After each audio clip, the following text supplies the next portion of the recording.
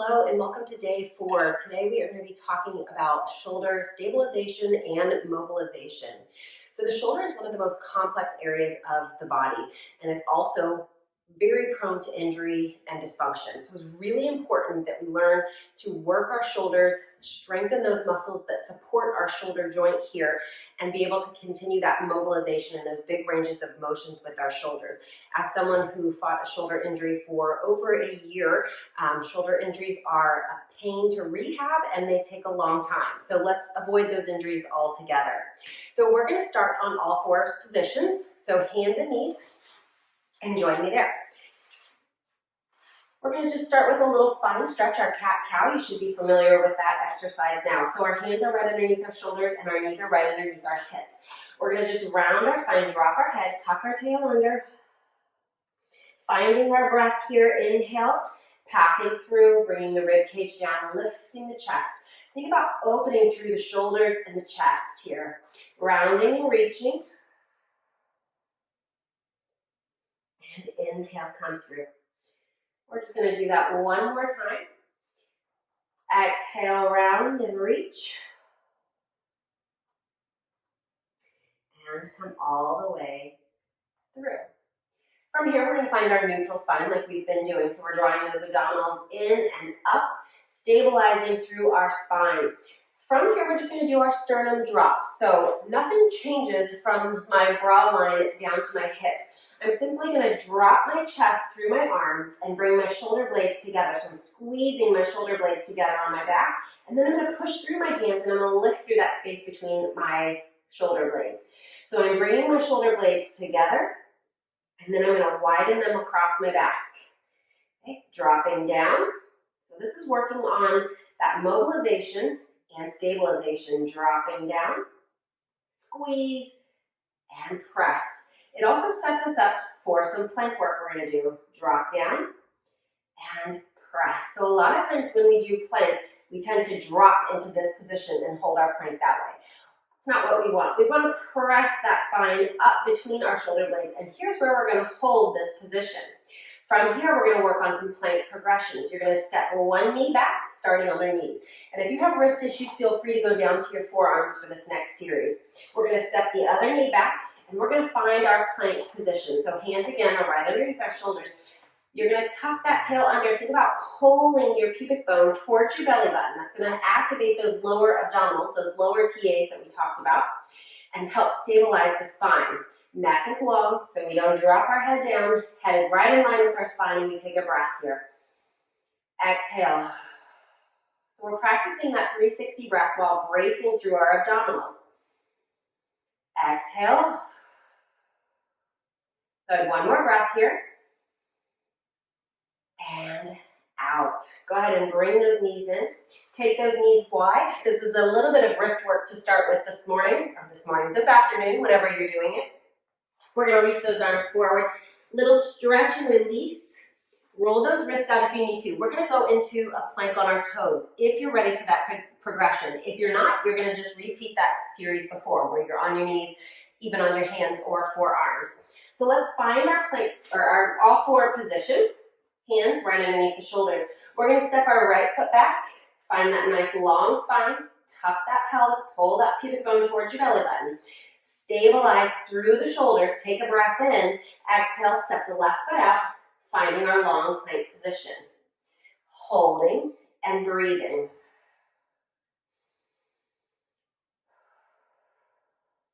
One more breath in. And exhale. Coming down to those knees. Again, push back into a child's pose. We're taking a break because this is a lot of work on those wrists if you're choosing that option. Again, always option to come down onto the forearms. We are going to move on to push-ups. I'm going to demonstrate on the mat just because I don't have a wall handy that I can demonstrate. I'm going to put the wall push-up option on my website, or on my Facebook page. So if you need that option, check that out on the day that this is released. That'll be up there posted. I would rather have you do wall push-ups than try to do push-ups on the mat with bad form. So let's find our push-up position. I'm going to do this from my knees. Feel free to go onto your toes if you're a little stronger or you need that option. So we're going to bring ourselves into our nice long plank. We're gonna walk our hands out. Now there is tricep push-ups, Pilates push-ups is what they're called.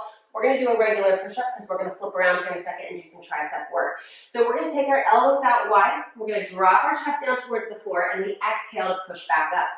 I don't care how big your range is, if it's just here and then back up, and you can maintain your spinal position, that's where you're gonna stay. Inhale down, exhale, push. What we shouldn't be finding is like arching to get back up like that. We want nice long form, press up. Inhale down, exhale, push away. One more time. Use that breath. Hold your plank. And done. Go ahead and come back to all fours. We're going to get a little stretch. We're going to take that right hand, thread it underneath, just like we did yesterday. Thread the needle. Drop the shoulder down. Head comes down to the mat. Little stretch for that upper back. And then pressing up. Other side, opposite arm threads underneath. We drop our chest down, shoulder comes down, head comes down, booty stays lifted. Holding this breath. And out. Good. Pushing all the way up. We're going to flip over and do a little reverse tabletop into a tricep press. So again, I'm going to give you multiple options here. I need you to choose what works for you. Don't be afraid to try the more advanced version. You can always come back, but listen to your body. If it does not feel good in your body, please eliminate it. All right, so tricep push-ups. I'm going to show you the beginner version, and then I'll take it up. So you're going to sit with your hips down, knees are bent, feet are flat on the floor. You're going to reach your arms back behind you. We're going to find this nice long spine here. I'm going to scoot my hips forward just a little bit. Now, without rounding through our back, I want you to keep that chest nice and lifted here without flaring the rib cage. Keep the rib cage down. You're simply going to bend the elbows, bend back, and press up. So these are little micro tricep pushes. Drop down and press up. One more time like this. If you want to advance this, we're going to come into a reverse tabletop. So we're going to walk our feet in. You're going to lift your hips up. So here's our reverse tabletop. You're going to scoop your belly. Bring your pubic bone towards your belly button again. So hips are scooped. And now we drop down and press up. We have 5 more here. Down and up. Here's 3. I haven't done these in a while. And 4. And 5. And set those hips down, extend those legs out, and we are simply going to reach those arms forward, reach towards those toes, flex the feet, and drop the head towards the knees. Rounding the spine, shake those arms out. We're going to finish with a little arm series here. Sitting up nice and tall. I'm actually going to stay in this position. I'm going to grab some weights here. I've got 1 to 3 pound weights, or 1 to 3 pound weights are good. I've got 3 pound weights here. So you can sit whatever's comfortable for you, as long as you can sit right up on top of those sit bones. Ribs are stacked over our hips. You're going to reach the arms out. We're going to go into a bicep curl first. So arms are going to reach out, and we're just going to simply bring the palms towards the face by bending the elbow and extend. Reach out, extend. Good. Now, options here. The lower your elbows go, the less challenging this is. Alternately, the higher the elbows go, the harder it is. So choose where you need to be at. Core is engaged, spine is stacked nice and tall. What I don't want is the elbows to bend as the arms come in, like this. We want to set those elbows on a shelf, and one more time. Good. We're going to pull the elbows in by our side and turn and face. We're going to go into an external rotation. Now, you can absolutely do this work with no weight. You just have to be intentional with the movement. So if I had no weight, I could sit here and rotate out like this all day long and not get any work. No weight, you're simply going to squeeze those arms out, squeeze the arms back in. Pressing out and back in. This works our rotator cuff, which is an endurance muscle, not a strength muscle. So doing an external rotation, you never want to do heavy weight here. Press. Last 3. And 2. Use the breath. Last 1. From here, we're going to keep those elbows bent. Now we're going to reach up on a slight diagonal. So hands are going to go about shoulder height. and press down. Again, no weight is an option. If the weight gets too heavy and you feel like you're getting sloppy, drop the weight and just do the movement. You're still gonna get the work. Press and press. Good. Last 3. And 2. And 1. Bring it in. We're gonna flip those palms so they're gonna face me. Elbows out wide. We're just gonna do an overhead press. So we press up, pull the arms down, reach up, pull the arms down, reach and pull. As those arms come up overhead, we're trying to keep the rib cage down and reach. You're gonna start to feel this in your core if you're engaging to keep your body stabilized. Last 3. And 2. And 1. Hold those arms down. Whew, my shoulders are burning. All right, for the sake of time, I'm gonna go into some stretching. If you wanna repeat that series 1 or 2 more times, feel free. It's a great arm workout. Otherwise, you're gonna join me down on the mat for one of my favorite stretches, telescope arm into pinwheels. That's gonna stretch our shoulders and stretch our chest. A lot of us are really tight through our chest, so we're gonna get that nice stretch here.